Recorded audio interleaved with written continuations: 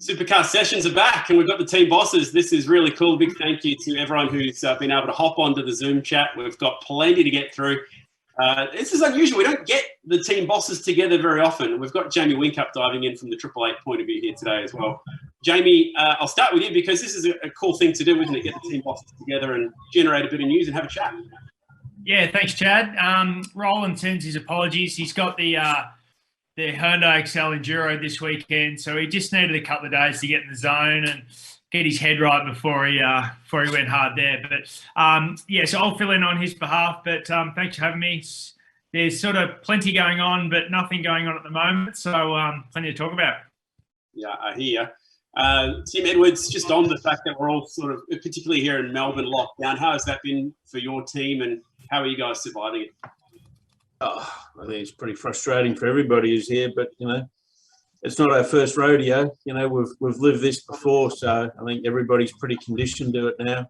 We're still, we've got a skeleton staff here still on the shop floor, but those that can work at home are at home, and it's we've been here before, unfortunately. Yeah, Bradley, the series is doing everything they can to push on and get racing back together. E-Series in the interim. How hard is Supercars working to try and keep the show rolling right now? Well, I mean, certainly it's at the forefront of everyone's mind. So we've got 5 races to get away, and Supercars are working pretty hard to try and facilitate that. I think that we will, but like last year when we were in the middle of the pandemic, we have to be very, very flexible with what we do, and we need the numbers to go down a little bit. So we've got a little bit of time on our side, but every day ticks by is a day less we have to prepare for it. So it's a work in progress. Really hard to plan in these current times, but we're at the moment we've got a set calendar, and the teams and Supercars are flexible enough to work around that. But I guess the most important question, and one on everyone's lips, is, Chad, will Roland be using an open face helmet at the Excel Sprint Enduro, whatever it is, James? Because if he is, I hope they've got a race cam right on him. He looks good with that bucket helmet on. It'd be full Mr. Bean spec. Don't worry about that. Yeah, he looks good in an open face. There's no doubt about that. Jamie, how is that leadership change going? Has it started already? I'm certainly doing a lot of observing and doing a lot of homework behind the scenes. But certainly RD Ship at the moment, he's steering it all. He's going as hard as he's ever gone. Certainly, I think he's trying to hand the keys over in the best possible position, and also just set a standard basically for myself and his daughter Jess to continue on with. So it's big shoes to fill next year. Looking forward to it. Looking forward to competing with the other guys on the call, off the track, and we'll be dog eat dog on the track. Hey Baz, we heard the end of this year's calendar brought up, but it's usually about now we start talking about the 2022 calendar as well. Have you even thought as far ahead as next year yet, or are you still very much in 2021 mode? It's difficult to think of next year. So, yeah, thinking a couple of days ahead, really, at the moment. That's about all you can do. But we're obviously full steam ahead trying to prepare a wildcard car as well for Bathurst, for Murph and Richie. And, the workshop's still pretty busy. And it's sort of a good little time for us to have a break and get everything prepared properly so we can go the biggest race and take on our first challenge of running 3 cars. So, yeah, next year hasn't really come into our heads yet. But obviously, as a category, got to think about it. But it's really hard as a team to plan that far ahead. How does the recent news with New Zealand, Baz, affect that wildcard? Do you need the bubble to be open to be able to make that wildcard work? Yeah, definitely. Unless we can get exemptions, which I don't think it's going to happen. So the bubble's supposed to open on the 17th of September, but I can't see that happening. And with the way it is in New South Wales now, and Bathurst is obviously going to be questioned again, and New Zealand's got cases now. So I know it's all up in the air, but we're just planning like it's a perfect world at the moment and hoping the calendar that we've got in place stays in place, and we can obviously get the Murph and Richie over here for a bit of testing. Matt Stone, let's bring in the boys at MSR. 2021's been really good for you guys. Congratulations on the extra pace that you found. What's the thing that spurred that on this year, mate? Look, I think it's just a bit of continuity going from last year to this year. Sticking with the same drivers and a few changes in house, and just really picking on our weaknesses from last year and working forward. We've shown some glimpses this year and a couple of shootouts and a couple of good results, and we start putting sessions together, then days together. The next step is to put weekends together and then seasons together. So we just keep working forward, following our methodology, and we're still a young team with young drivers, and we're striving to go better every time we go out there, and just keep pushing forward and ticking off the goals that we set for ourselves. Tim Blanchard, we put it to the fans, any fan questions, and one came direct to Team Cool Drive, as a matter of fact. So, Tim Blanchard, what are your goals for the rest of the year? Hopefully one of them's racing some cars. Goals for the rest of the year? Geez, yeah, I thought that was going to be one of my mates stitching me up, but it sounds like a serious question. Yeah, goals for the rest of the year, I guess we've had a pretty up and down year. I think consistency, we've been improving the last few rounds. But yeah, I think for us, if we can continue to knock out some top 10 results on a consistent basis for this year, that would be really good. And hopeful that we can maybe snag a podium at some point as well. But it's obviously pretty competitive, and we just need a few things to go away. And there's a few aspects of the team we still got to improve to achieve that. A couple of years ago, Tim, you were a race driver, and you still are with the enduro sense, but your peers were race car drivers. Now your peers are the people on this Zoom call. How has that transition been for you? Yeah, it's definitely a very different dynamic, but it's something probably Jamie's going through at the moment, or about to go through. We are moving from being a full-time driver into a team role. So you still get that competitive side of it. To be honest, for me, I get just as excited, or probably more excited, seeing Slady up the front than when I had a good day driving myself. And it's actually a lot more nerve-wracking. Like the warm-up lap, in the car, you kind of don't really think about it. It's just you're going through your procedure, getting ready for the race. When you're sitting in the garage watching them on the warm-up lap, or the light's about to go out, you get quite anxious, quite nervous. So it's quite different, but I wouldn't say it's less stressful. 2022, lots to talk about here. Let's go to Brucey on this one. A lot of people, and including some of the fans, asking, are you going to retain Bryce next year? That's certainly a big topic as to who your driver lineup's going to be next year. Yeah, well, look, firstly, he's a great young kid, so we want to see if we can grow him and be that driver alongside Chaz. But as we've said along the way, we've always got to look at the results and keep looking at performance, because we want to take this team, keep improving and consistently improving with the top few teams. So at the moment, we're just looking at those scenarios right now. And but ideally, Bryce is just such a great young bloke and great talent. He's awesome for us culturally around the place. So that's a huge part of the consideration. And you got 5 rounds to go. Unfortunately, it's all pushed back into those last 3 months. So kind of makes it a little more hectic to get it done, but yeah, we're looking at all those things right now. So are you saying that what comes in the rest of the year for Bryce is really important, his on-track results? Oh, always in regard to how you perform. It's unfortunate we haven't had events in August and September, because that just helps you keep the momentum. It went reasonably well in Townsville too, and then you kind of stop for a while.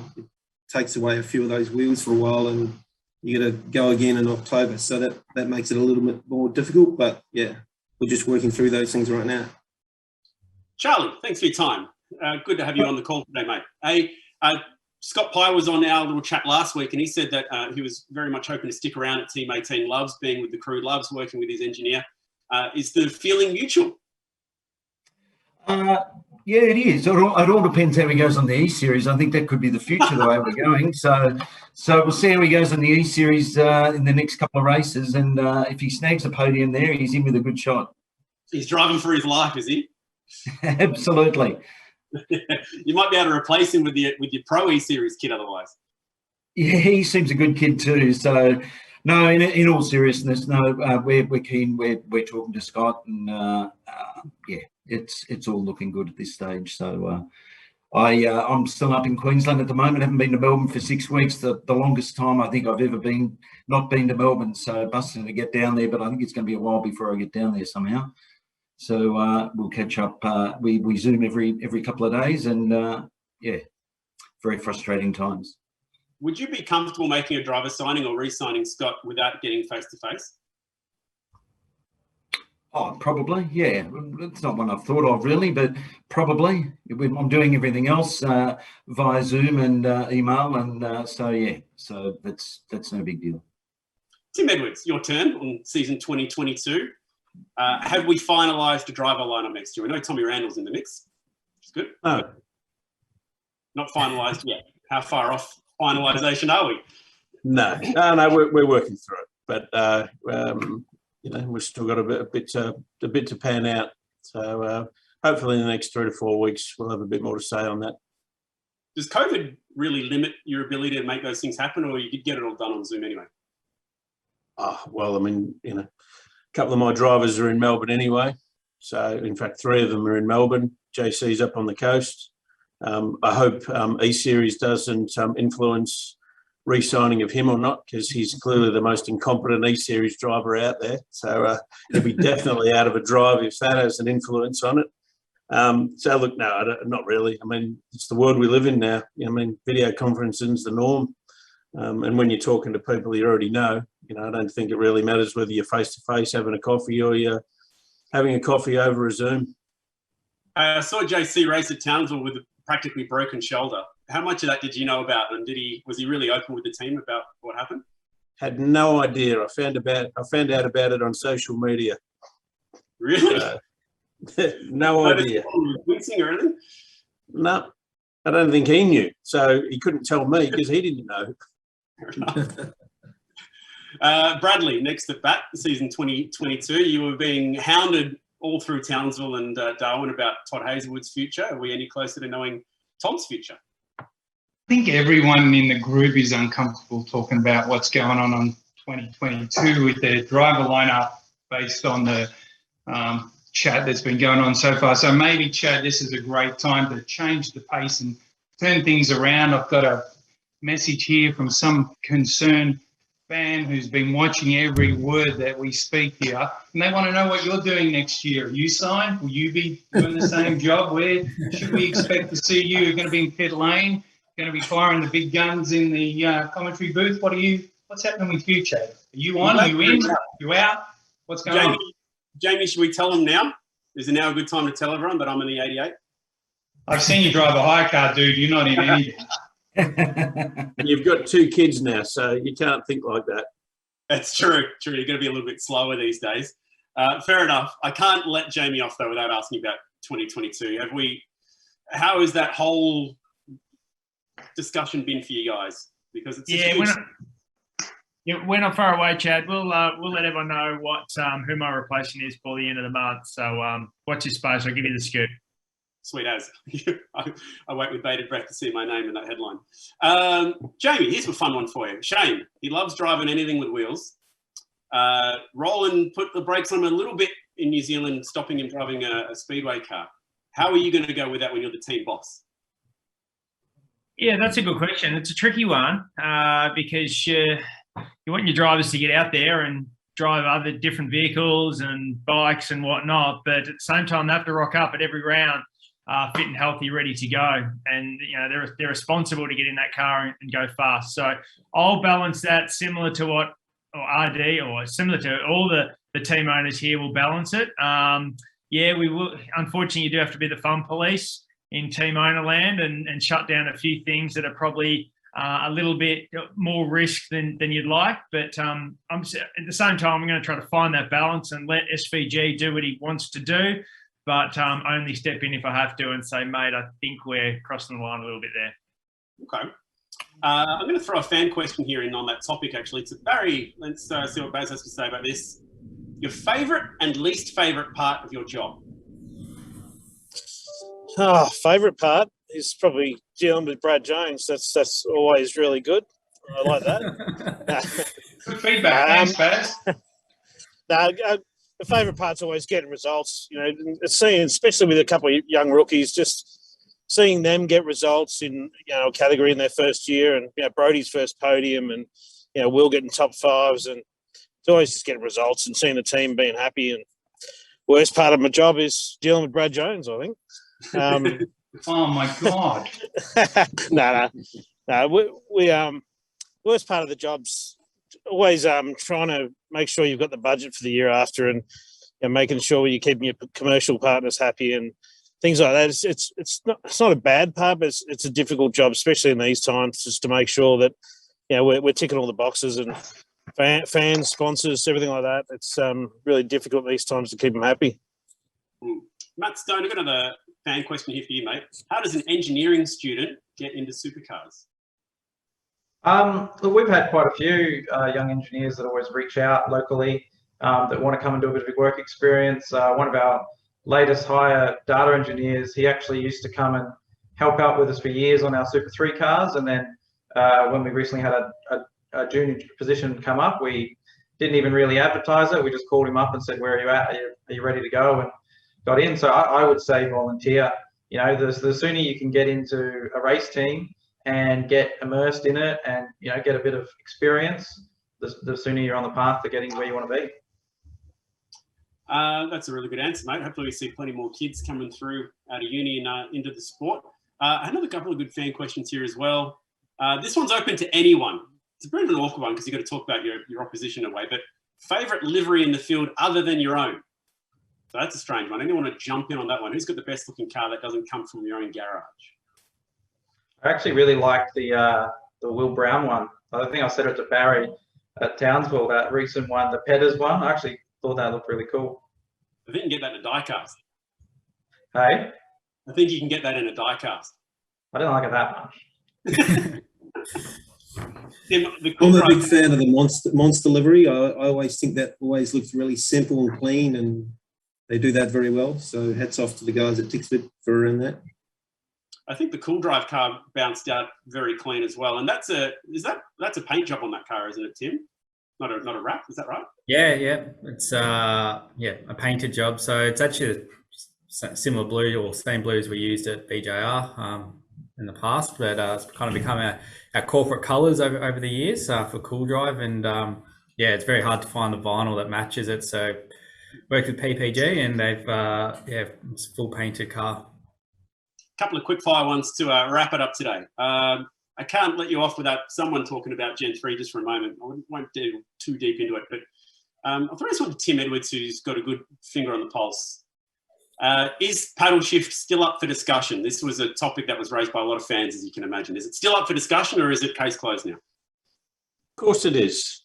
So we're building, the Mustang's going to have a stick in it, and the Camaro is going to have paddles on the steering wheel. So that answers that question, doesn't it? So is that a feeling that's shared with the rest of the group? I think you should have a stick in it, but anyway. In fact, Brad's designing the stick to go in it. Jamie, do you care to throw in a comment on that one? It's a touchy one. It doesn't really matter at the end of the day. A switch is going to activate the gearbox. So whether you want to activate the switch via a stick or a paddle, I think it's good having this debate. It's good that there's two sides, keeps the world revolving. But I think once we get into it, it won't really matter. So I'm tending towards the paddle shift. I like that idea to simplify it, but I'd be happy to run a stick in the car as well. Okay. And to be honest, I don't really care either way. I'm on the fence, and that's why I don't really care which way it goes. And we'll run the two prototypes, one with each, and further down the track we'll decide finally which way we're going. Charlie, it's a funny thing, isn't it, that fires the fans up sometimes, and the things that they get passionate about. I was actually a little bit surprised that this debate has turned into such a hot topic. Yeah, look, I like the traditional stick. I think it's fabulous for the sport, obviously, and for TV. So I'm a stick man there for sure. I think it's really cool if we can continue that. But anyway, we'll see what happens out there. I think it's already done and dusted though, from what I hear. But anyway, we'll see. Okay. Let's finish this off with Bruce Stewart, because we've got the Inside Line documentary coming soon, mate. And that's one thing that a lot of fans can look forward to over the next few weeks. What was it like having a film crew stalk you guys throughout 2020? Yeah, you're nervous because, you know, they're going to catch you in some good moments and some moments that you might look back on and regret. So all I can hope is that the editing crew look after us. And, you know, like I honestly looked at the one from last year, and after getting to know Barry pretty well, he ain't that guy that they showed last year. I didn't think. Like, he's a much better bloke. And so I'm waiting to see what they do with me and our team. Checks in the mail. No Checks in the mail, worries. Bruce. Good on you, Baz. Baz, are you going to watch season 2 of Inside Line after it was on Erebus 1 year? Now it goes to Walkinshaw? Yeah, I want to see how bad Bruce is. But no, I think Bruce is a lot more stable person than me. I think he's very level-headed, and he's a great bloke to deal with. And yeah, we've had a lot to do with each other in the last 12 months, and I've tried to help Bruce where I can with him transferring to his role he's had, and you know, we've worked really well together. So you know, Bruce is awesome, and can't wait to see what they do behind the scenes. Okay, bring it on, guys. Thank you very much for your time. Really appreciate the honesty and the openness in the chat, as always. Hopefully I get to see you at a racetrack soon. Hey, Chad, one last one. I'm happy to say I know what my drivers are doing. No one else will, but I've got 2 drivers signed, so I'm right to go. But we are right to go. Are their names Will and Brody? Yeah, 100%. All good. I thought so. Awesome, mate. Thank you very much, guys.